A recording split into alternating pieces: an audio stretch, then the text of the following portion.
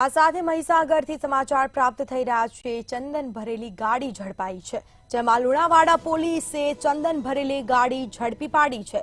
લુણાવાડાથી ગોધરા તરફ જતા ગાડી ઝડપાઈ। હાઈવે પરથી ચંદન ચોરીની તસ્કરી ઝડપાઈ છે। સમગ્ર મામલે તપાસ કરવામાં આવી રહી છે। શંકાસ્પદ ગાડી તપાસતા ચંદનનો જથ્થો મળી આવ્યો છે। ગાડીની અંદરથી ચંદનનો મોટી માત્રામાં જથ્થો મળી આવ્યો છે। પોલીસે ગાડી સહિત ચાલકને ઝડપી પાડી કાયદેસરની કાર્યવાહી પણ હાથ ધરી છે।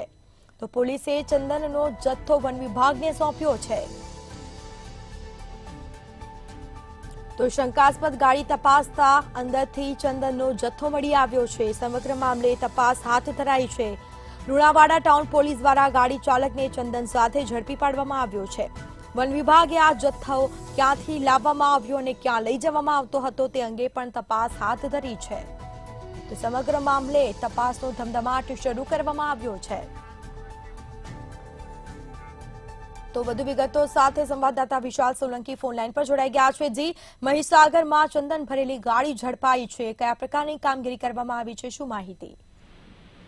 જી ચોક્કસ મિતા જણાવીએ તો લુણાવાડા ટાઉન પોલીસે ચંદન ભરેલી ગાડી ઝડપી પાડી છે, અને જેને લઈને લુણાવાડા પોલીસ દ્વારા તપાસ કરવામાં તપાસે ઉભા રહ્યા હતા તે દરમિયાન ત્યાંથી ગાડી પસાર થતા ચેક કરતા ત્યાંથી ચંદન ભરેલું આવ્યું છે નજરમાં।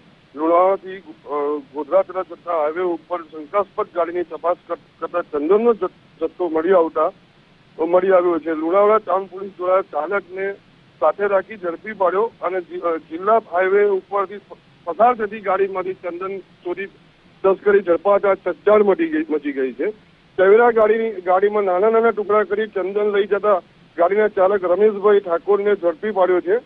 લુણાવાડા ટાઉન પોલીસે ચંદનનો જથ્થો જપ્ત કરી વન વિભાગને સોંપ્યો છે। વન વિભાગ દ્વારા આ જથ્થો ક્યાંથી કઈ લઈ જવાતો તેની વધુ તપાસ હાથ ધરી છે। જી ચોક્કસથી જી બિલકુલથી તમામ જાણકારી આપવા બદલ આપનો આભાર। તો આ સાથે લુણાવાડા પોલીસે ચંદન ભરેલી ગાડી ઝડપી પાડી છે। હાઈવે પરથી ચંદન ચોરીની તસ્કરી ઝડપાઈ।